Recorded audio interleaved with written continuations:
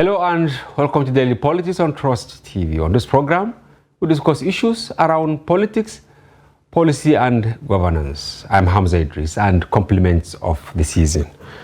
As Nigerians bid farewell to the 2024 in the face of daunting socioeconomic and security challenges, political pundits have been counting the cost of the outgoing year on the northern part of the country, which constitutes a significant percentage of the nation's voting population. Now that the new government of President Bola Tinubu, which is elected for a 4-year term in office, settled for business of governance, early deliverables indicators appear to have put the northern region on the edge, specifically in the areas of political appointments, budgetary allocation, deteriorating security, and the effects of nosediving economy. While the leadership of the country deploys relentless efforts to the seemingly overwhelming negative governance trajectory, political analysts are also connecting the dots to understand the challenging geopolitics in the country and how it will impact the already disadvantaged and pauperized region with a view to redirect the governance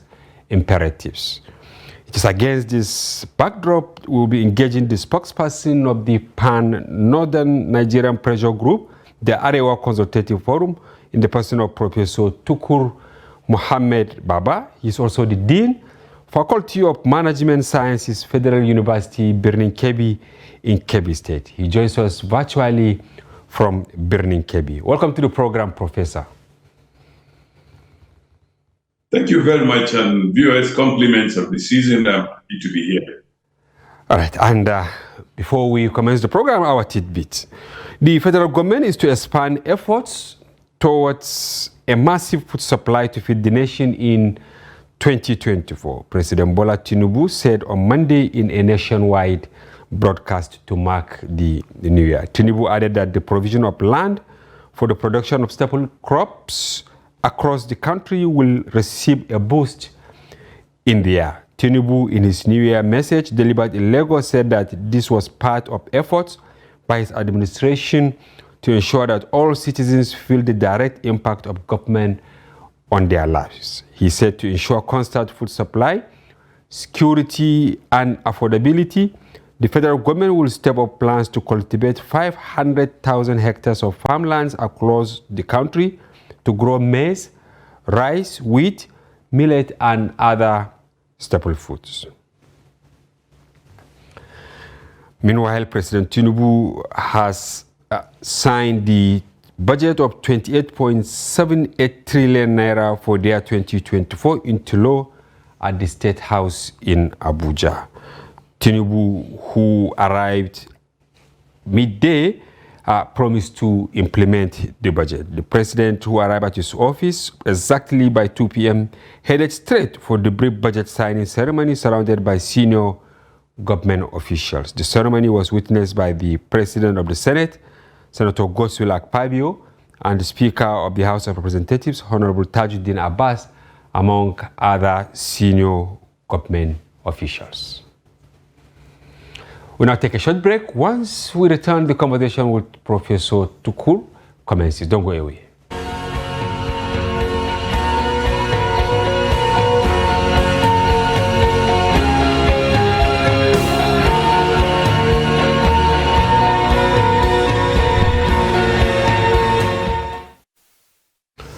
Professor, welcome to the program once again. Very much. Yes, we want to have your take as far as the Northern Nigeria is concerned in the preceding year 2023. How can you summarize the North in 2023? I will summarize it in one word: very challenging. Very challenging socioeconomically in terms of existential conditions, and the other part of it, challenging in terms of the security of lives and property. It's been a very challenging year. And it's also an election year when power moved from the north to the southern part of Nigeria.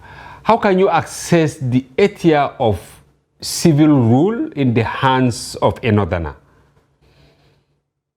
The 8 years of civil rule in the hands of a northerner, to be honest, had been a bit of a disappointment. in the sense that a lot of expectations were not met.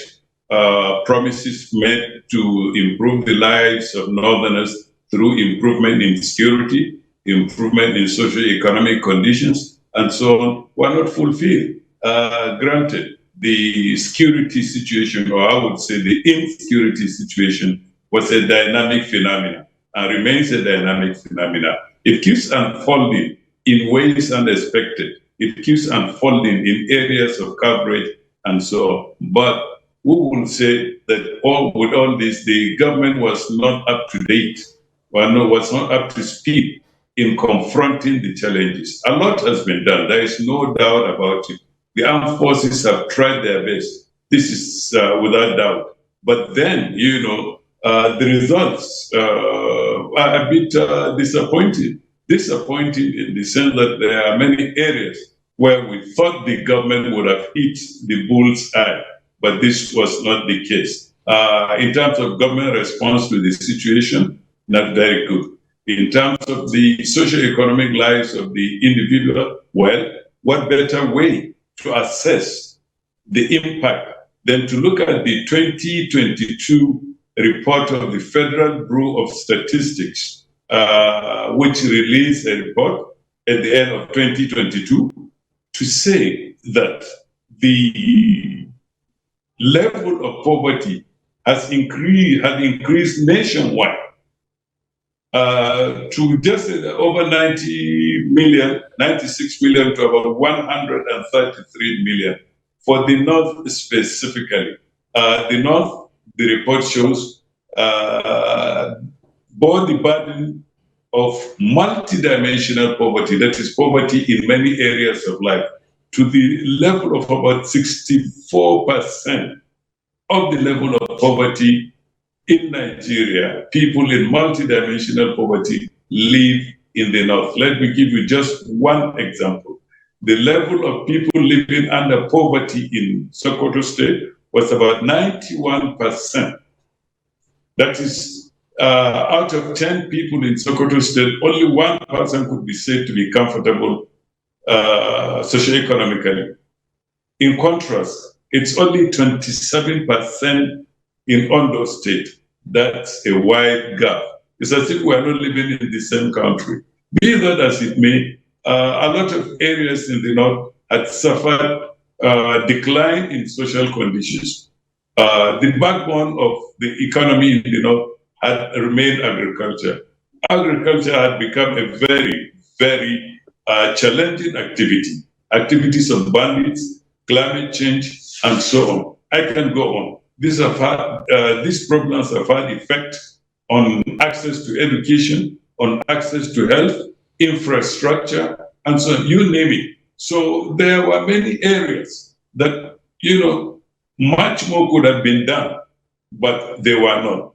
A lot of the agricultural support by the previous government actually did not get to those who deserve it, to those who they were meant for. That also was a bit of a disappointment. Other social support, again, the number of people needing it compared to the number of people that actually receive it was a bit of a disappointment. So, in short, I will go back to where I started. The northern states had, suffered multidimensional challenges. Some of the issues here, okay, maybe it's not the fault of the government. Like I said, they were dynamic in the way they unfolded. But overall, it was somewhat of a disappointment. What about at the subnational level, for instance, the performance of the governors? Of course, some of them have rounded up. They are no longer there. They have their predecessors. Can you say the failure of some of these governors contributed to the enormous poverty in northern Nigeria?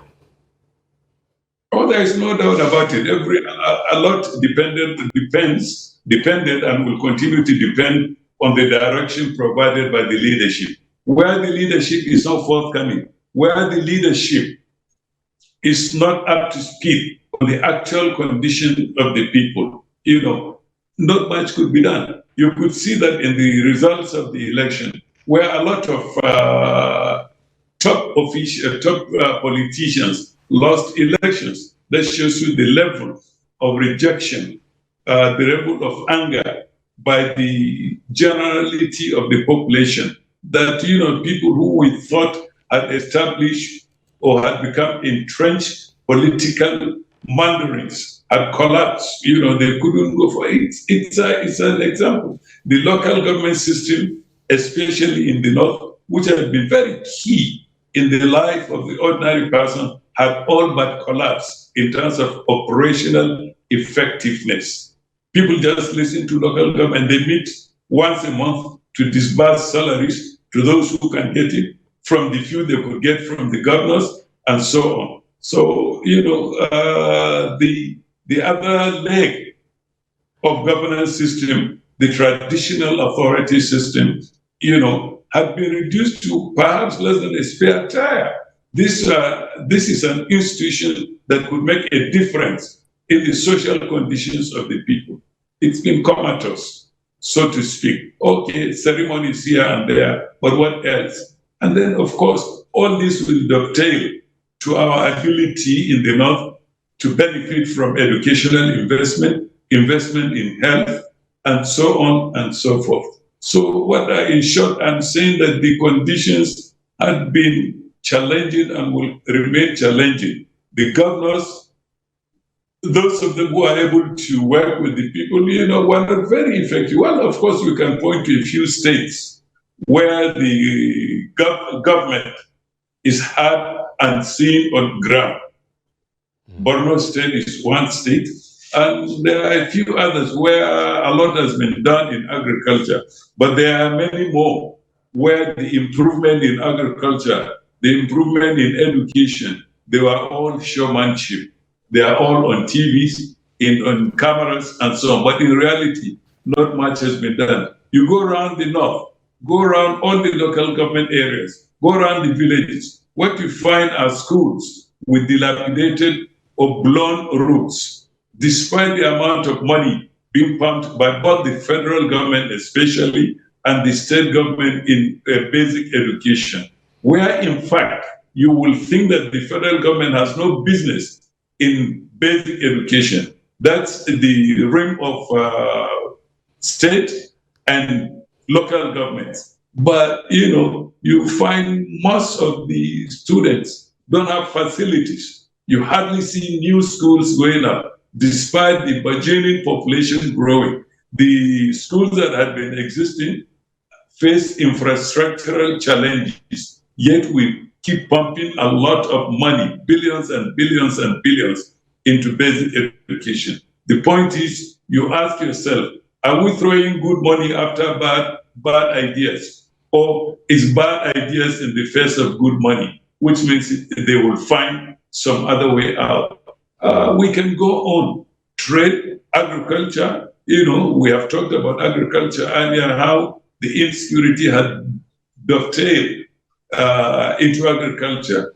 Challenges of banditry in the northwest, farmer-herder conflict in the north central. A lot has been done, appreciably, in northeast Nigeria against religious extremists and religious insurgents. But if you come to the north central, places like Nasarawa, places like Taraba, well, Taraba is in the northeast, but it's facing similar problems. Plateau has just reminded us, not less than 1 week ago, that it's still a sore thumb. Banditry had expanded into Niger State. I mean, what can you say? Kaduna State continues to suffer. Katsina State, Zamfara State are on their knees. Eastern Sokoto is under attack. Southern Kebbi is not settled. We are still reeling from the effect of banditry on educational institutions. Birnin Yawuri Federal Government Girls College in my mind, Federal University Gusau in my mind, Federal University Duchima, you name it. I mean, these are things we are supposed to have gotten over with. These are areas that we think government with good intelligence, actionable intelligence, that a lot could have been done. And then, of course, there is the huge constitutional lacuna with regards to security.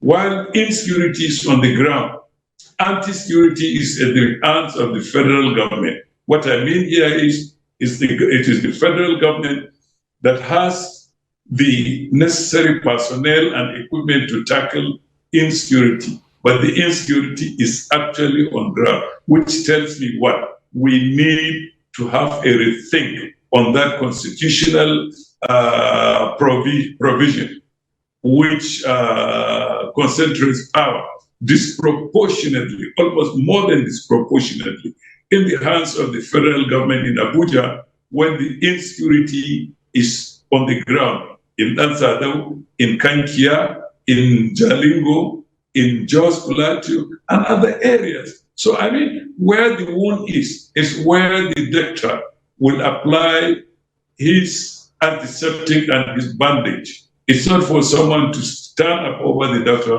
to tell him where to do. So I think this is an area that we need to think over very, very well. And we need to talk about it dispassionately, without emotions and so on. All right. Without emotions, talking about the figures, you know the electoral value of the North to the Tinubu project. Yes. What about 64% comes to the North during of the total vote that made the president came from the northern states. Yes, you know the contribution of the North. Almost northern governors collectively supported Tinubu, and they encouraged their people to also vote for Tinubu. He has made it now.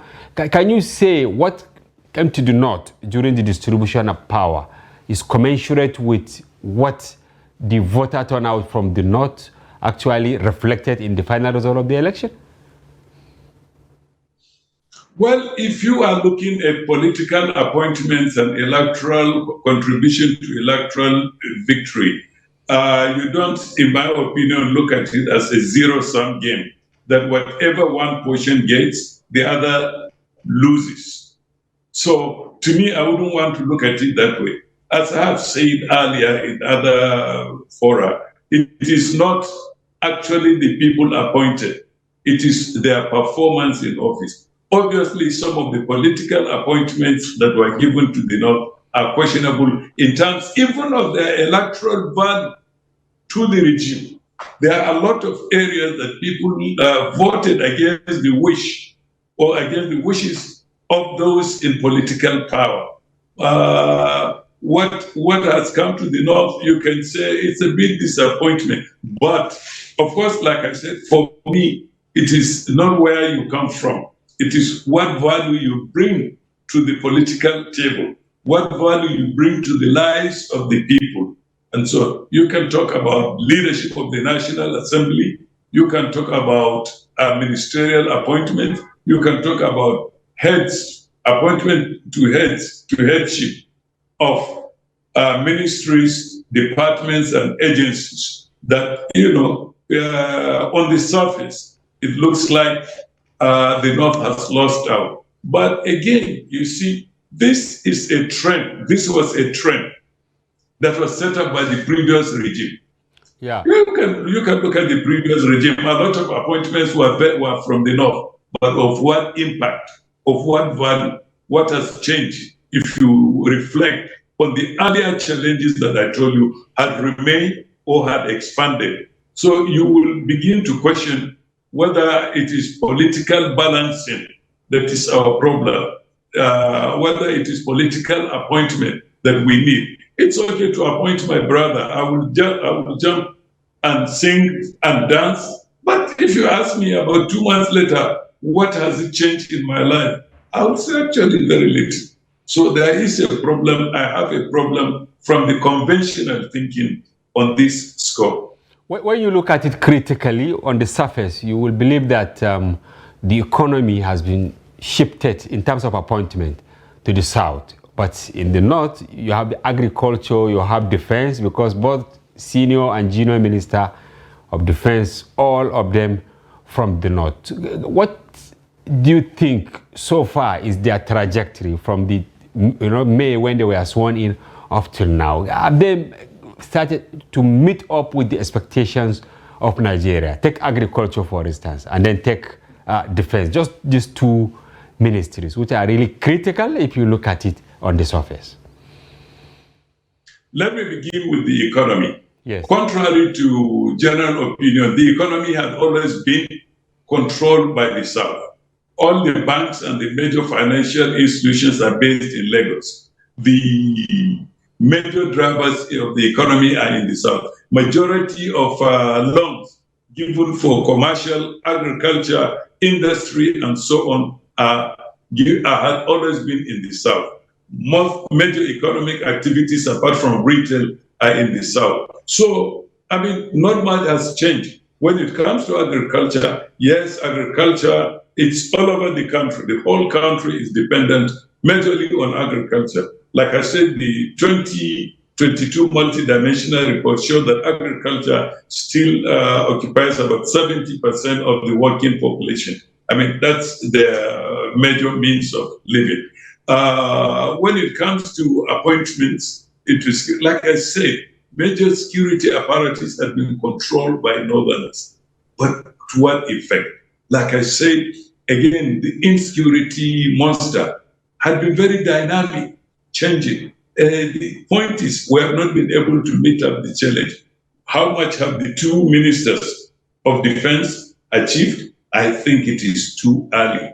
It's just barely 8 months since they came into, if it's up to that, since they came into office. We need to see more. But what we do know is incidents of insecurity, those high impact incidents have been on the rise. We talk of Zurmi in Zamfara State. We talk of attacks in Niger State. We talk of attacks in Kaduna State, in Birningwari, and then, of course, the latest in Plateau State. This single incident that woke every one of us up, thinking that the monster has been tamed. It reminds us that it's very much around. You go further, Taraba State has been boiling in terms of banditry, kidnapping, especially in the last few months. So there is not much on ground to show that the government is determined to get rid of that. However, we must give credit also to the armed forces. Despite the challenges, a number of successes have been achieved. For example, in many areas in Zamfara, in Niger State, in Katsina, and other places, it looks like the security forces have been able to kill, decapitate the leadership of all many of the major bandit groups, but the attacks have remained. Yes, Zamfara State, students of the Federal University, Gusau, are still in captivity, and so on. So much has been done, but a lot more needs to be done. We are watching. We want to move beyond policy statements and statements of intention by the ministers. We want to see actually on ground what is happening. And they have our support because their success is our comfort. Okay, if you didn't get the economy right, it is very unlikely to correct the anomaly in the security architecture. Why do you think northern governors are finding it very difficult to come together and most likely revitalize some of the dormant industries, in the north? Many of them in Kaduna. Look at the textile, Northern Nigeria Development Company and all that. What is the problem with our governors in the north, and what is the problem with you, the elders? Is it that they don't listen to you, or you didn't make effort to bring them together so that you can now give them maybe a roadmap and say, okay, follow this? I think it's all of the above. If we can go by way of test for undergraduate students, it's all of the above. I mean, the problem is hydra-headed. There are so many issues from several places. I would say for the governors, it's lack of unity, lack of strategy, and political will.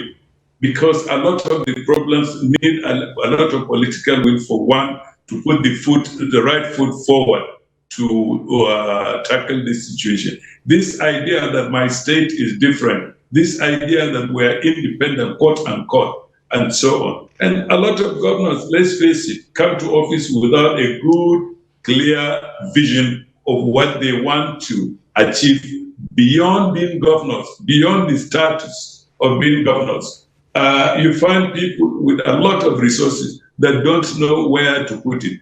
And furthermore, the governors do not surround themselves with people in their states that are very, very good at knowing what the problems are, where to apply resources, and so on. Then collectively, the governors themselves do not have a single or a major direction to move. For example, look at this insecurity. No state government, in collaboration with the federal government alone, can tackle insecurity. It has to be towards a regional approach to all the drivers, all the factors of insecurity, out of school children, economic activities, and so on. They have to be coordinated. They have to be regional. Otherwise, what you do is you move problems, the factors from one state just across to the states. And then, of course, we're not thinking, when you talk of major industries, major drivers of the economy, like the NNDC, like the textile factories in Kaduna South, or you talk about the hotel industry. If you go past Amra Hotel, all the hotels being owned by Area Hotel, they are so side. There is no strategy, central strategy, from which each of the governors can take away, but then in a coordinated manner, so that when we are divided, we keep running in all directions. We keep going from one extreme to the other, looking for the way forward, if we're not coordinated. And I think this is a major problem. And we have to see it across party lines. You see, the kind of political system we are running, if the federal government is controlled by a party, and when you come to the state government, it's necessarily controlled by a rival party, a problem emerges. We don't focus on the fact that no matter what party you are, once elected into a position of political authority, you are for everybody. All right. And that the impact of your rule cuts across party lines. And in fact, this is one of the things that will send you to the rival opposition party. But we look at it as a winner takes all, and that's all. That it's either my way or not at all. All right, thank you, Prof. We will go a short break, and when we return, the conversation will continue. I know that there is a yes, move. Prof. There And viewers, we'll be back shortly. Don't go away. To come up with a roadmap. Stand and make sure that our people understand. And the story of the OAU can be told and retold. It cannot be denied that it made a contribution to the process of decolonization of the continent in many ways. Ethiopia is where it is today in no small part because of the tireless efforts of the African Union and the wisdom of its deeply held belief in the principle of African solution to African problems. The bulk of African countries were under colonial rule in 1945. So they did not take part in the negotiations that established the Bretton Woods institutions. So Cameroonians are anxious, Cameroonians are impatient, Cameroonians are like, oh, many of the guys are not talking today. You can read it all over the social media. Egypt has officially declined to accept fleeing Palestinians for fear that the more Palestinians you accept across the border into Egypt, the more trouble there may be for the country in the nearest and farthest future.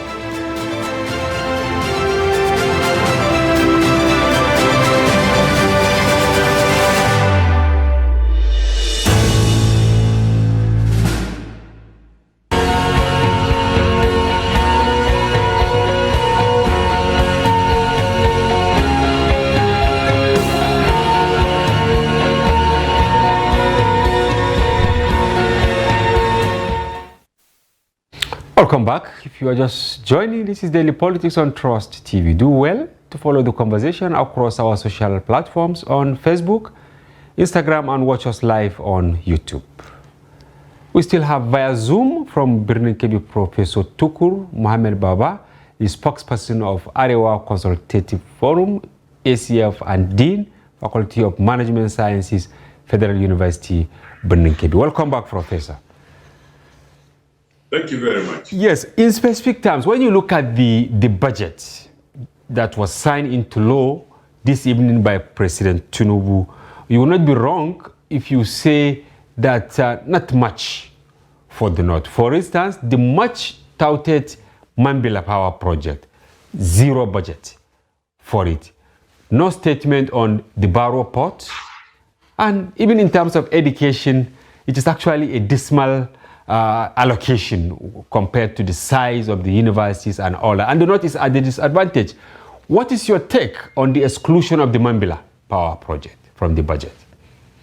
My understanding is that the Mambila project is bogged down in the legal tussle on who should have the contract, whether it should go ahead or not. There has been no explanation from the federal government, but my understanding is there is a huge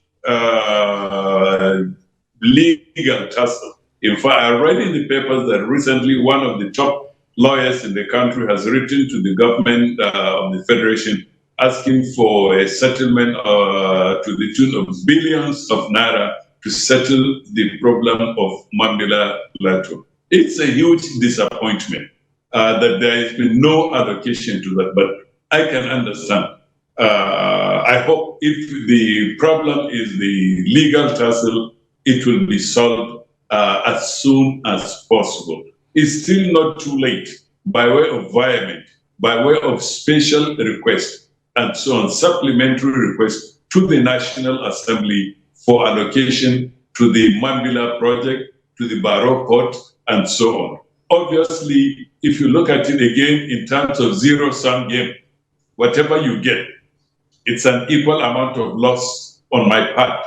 The disparity between the North and the South is glaring. If you look at the amount of the budgetary allocation to projects in Akwa Ibom for agriculture, you will wonder why. But if you look behind the political scene, it will be obvious to you. This is what governance has become in the country. People go there for themselves. People allocate resources to their area and so on. I mean, it's as much a fault of political actors now as it is of a precedent we have set in motion over the last few years. When people get into positions of power at the national level, their behavior, their actions remain parochial, provincial, and local. I mean, we need someone who will stop that cycle. Okay, you were there, this is what you did. I am now here and I will do what I like. I mean, we are setting the country back. It's like one step forward, two steps backward syndrome. We need someone who will say, look, we need to break this cycle. That you are there for the nation. You are not there for your region. You are not there for your locality. You are not there for your village. And during the last few years, if you look at a lot of the regimes, there is this attempt to promote regional interest, or in fact, actually provisional interest in terms of the national. I mean, someone has to break the cycle, and I'm disappointed that this government does not appear ready to break that cycle of provincialism. Professor, if you look at it now, even the issue of oil exploration with pomp and pageantry, President Buhari was in Al-Galeri, the border town between Gombe and Bauchi. Even Tinubu was there. And it was used as, campaign gimmick of sorts, because many Northerners believe that it was used as campaign gimmick. Are you thinking of actually confronting the president with this issue of oil exploration in the North? And do you think our Northern legislators are doing enough to pursue the Northern agenda in the equation? I would prefer to see a situation where the northern legislature push northern agenda in terms of the national agenda. That's number one. Number two, yes, our organization is it's preparing to release a blueprint of what we have on ground, what the constraints are, and what we think are the way forward. That it will be available for anybody, state government, local governments, if they will be allowed to operate, or the federal government, or in fact development partners to partner in. It's not a question of forcing the president. It's a question of persuading the president that paying attention to oil exploration in Al-Kaleri is not necessarily in the interest of the North. But no, it is in the interest of the national economy that attention be paid to this. It's like education. We can neglect education all we like, but these 20 million odds out of school children are a problem not just to the North, they are a problem nationwide. Access to health and so on. So to come back to your question, it's not a problem of forcing or coercing the president or blackmailing the president. No. Our organization, the Arewa Consultative Forum, is actually all for partnering with the government in the interest of communities in the North, but within the context of the national political economy. But don't you think you are a bit late? Because many Northerners believe that you ought to have done the persuasion ahead of the putting together of the 2024 budget. Maybe now you have to wait until 2025 or thereabout. Not necessarily. It is never too late to intervene. Of course, we could say that our organization has been kind of comatose for a time, but there is always a rebuff. And these things are not necessarily meant for budget years. It's meant as a program, but taking us very much back to the days of the first, second, and third national development plan, is to have a plan on ground so that people can key in from time to time. I disagree that it's late. It's never late. But in fact, it will be catastrophic if you sit down and do nothing. Because we are, if you look at in several areas, it's like we are grinding to a standstill. But then it's never too late to revamp, to revisit, and to retrace one step. No, I don't think so. Actually, I think this is the time to draw attention to it rather than to say it is too late. It is not. The budgetary braha is just for 1 year. The regime has 3 more years to go. And in terms of tackling the issue or laying the foundation for tackling those issues, 3 years is a long time in the life of a regime to achieve much. So it's not too late. Okay, there is this mutual suspicion that is gaining traction in the North. I want to give an instance. Just 2 days ago, when the Inspector General of Police visited Plateau State, the governor openly told him that his people prefer to have police operatives in communities to guard them instead of having military operatives. And when Lagbaja went to those communities, when they brought the matter, Lagbaja was categorical in telling them that, look, in the military, we have Birom, we have Tarok, we have Hausa, we have Fulani. So for you to now say you prefer certain security agencies is a misnomer. Now, what do you think will be done to restore confidence in our security architecture in Nigeria, so that Nigerians will believe that even if it is civil defense that is deployed, they will give their best to support them and restore sanity in any area afflicted by violence? Exactly.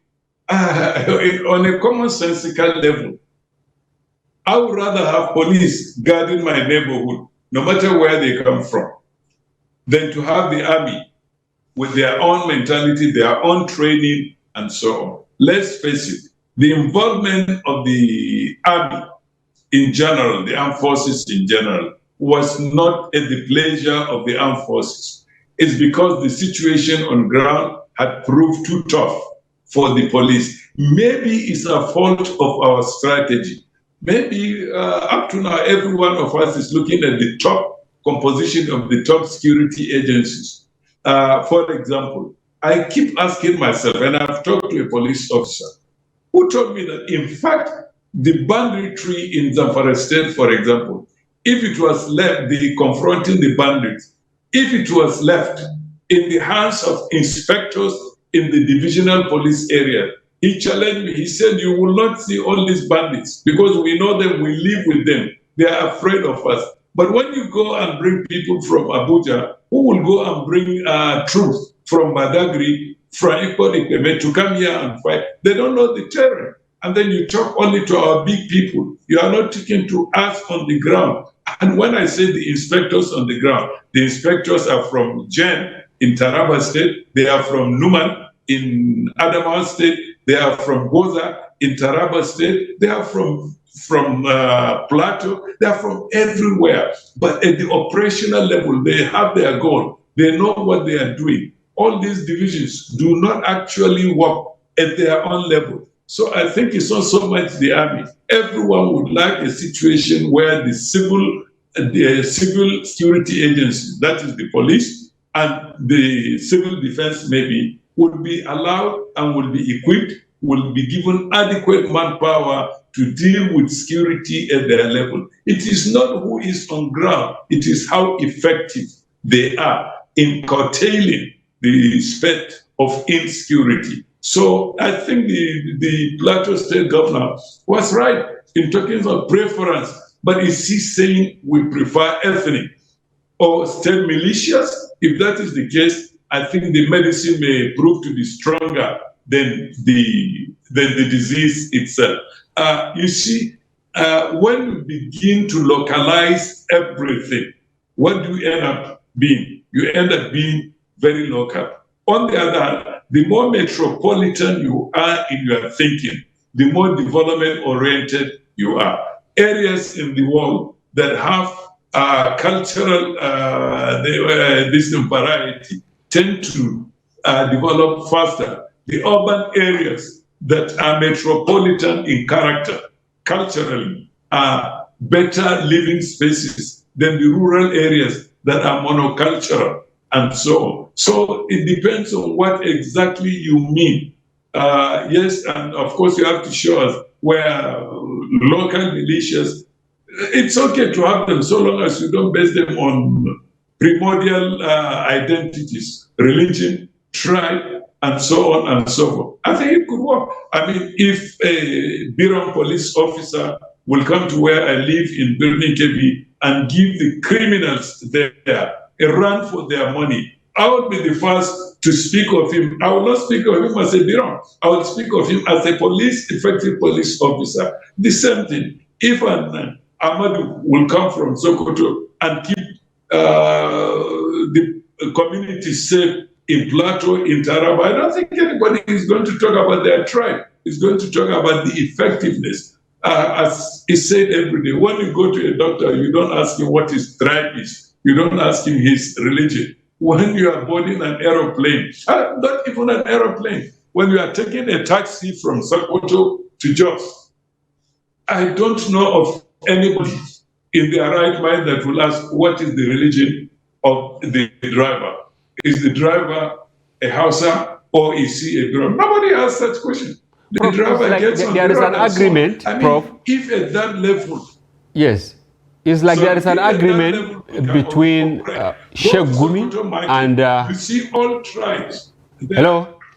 Yes, Prof. It's like there is an agreement between Sheikh Gumi and Father Kuka on the use of non-kinetic approach to ending insecurity in the north. Can we say you are on separate page? Because I know the statement you issued after the carnage in Plateau State called for state of emergency across all crisis prone in the region. Yes, what we meant was all these areas that are crisis prone, we know them. The local people know them. Why not isolate the criminals in those areas and deal with them so that they don't spread? It's like a disease on one part of the body. You treat it at that level so it doesn't spread to the other parts. This is exactly what we meant. If Father Kuka, Bishop Kuka, and Dr. Gumi are talking of kinetic and non-kinetic approach, it's not rocket science. I mean, these problems are civil problems, first and foremost, before they become security problems. Let's deal with them. I agree with them. You know, it's the non-kinetic problems that gave rise to the kinetic solution. So what you want to do, it's either you address the problem in their first level of manifestation, or you go along. Address the kinetic and the non-kinetic. I don't like to use the word kinetic and non-kinetic. What I prefer to use are what are the social drivers of insecurity? Deal with them. Unemployment, access to education, empowerment, financial empowerment, and so on. Before you come to security action, involvement of the civil defense, involvement of the police, or you go to a higher level, involvement of the military. There is no doubt, in some places, the military is doing its best, but in some places, the military is contributing. I've talked to communities where they complain about extortion by military on ground and so on. Like I said, there is no way the military can keep the peace in all our communities. I mean, a lot has been said. If you put the military, the police, civil defense, and other armed forces, I mean, there are less than 1 million. Can they cater for the 2,000, for the over 2 million, 200 million population? The answer is no. But on the other hand, traditional authority in this country have what you call the non-kinetic personnel that will tell you where the security problems. They will tell you the location of the bandits. They will tell you how they come into communities, how they mingle, how the problem is beyond the communities. We need to talk about the flow of arms and ammunitions and so on. So it depends on what the amiable bishop and the sheikh, Dr. Gumi, mean by those. But of course, like I say, you know, it is not rocket science that you cannot solve the problem by just one approach. Okay, Prof. In less than 1 minute, can you tell the northern governors what they should do immediately to ameliorate the poverty bedeviling their people? What should they do immediately? Synergy, empowerment, education. If you ask me to prioritize them, I'll first say education, education, education. Economic empowerment. We need to pay attention to that. We need to make life comfortable for the citizen to pursue their own, what they think will solve their problem. Education is one of them. Then we pay attention to power supply. But above all, there has to be synergy. They need to be on the same page, dealing with problems, because dealing with problems in one state without the other will not work. We need to work together. But I am compelled to ask you again whether you will talk to them, because the northern citizens are grossly excluded in terms of financial inclusion. Millions of northerners don't even have account numbers. And if you look at what the federal government is trying to do, is to actually start giving maybe support directly to people. Can you advocate a certain method where there will be inclusion, massive inclusion of people from the north to have access to account numbers, BVN, and all that, so that it will be easier for them to also benefit? Oh, there is no doubt. Without education, without opening the account, without being financially literate, without being literate in numeracy and so on, we will not get far. What the problem is simply education and awareness. Awareness comes from education. I will urge the state, and of course the federal government too, but especially the state and local governments to encourage northerners into financial inclusion by that, no matter how much open an account. But these facilities are, of course, inadequate. The northern governors need to, in synergy with each other, establish new financial institutions, banking or give backing to creating more branches that will reach the people so that they are easily available. We need a lot of them. The North and the country in general is seriously underbanked. And the northern state government can do a lot in offering support to the bank. And it is in the interest of the banks to expand this thing. It will create employment, it will create more profit, and so on to them. It is in everybody's interest that everybody keys into these modern financial transactions rather than to start keeping money under the pillows and so on. The state governors should, in accord with each other, encourage financial literacy and action along those lines. All right. Thank you very much, Professor Tukur Mohamed Baba, spokesperson of Arewa Consultative Forum, Dean, Faculty of Management Sciences, Federal University, Birnin Kebbi, for being part of this maiden program of theirs. We thank you for being with us. I thank you so very much for having me, and I wish us all the very best in the coming months. All right, viewers, that's a wrap on today's package. We hope you found it engaging and interactive. And be sure to join Daily Politics airing live every weekday on our special package on Friday, during which we open our telephone line for you to comment on national issues. Thank you for joining. Compliments of the season once again. Bye-bye for now. I'm Hamza Idris.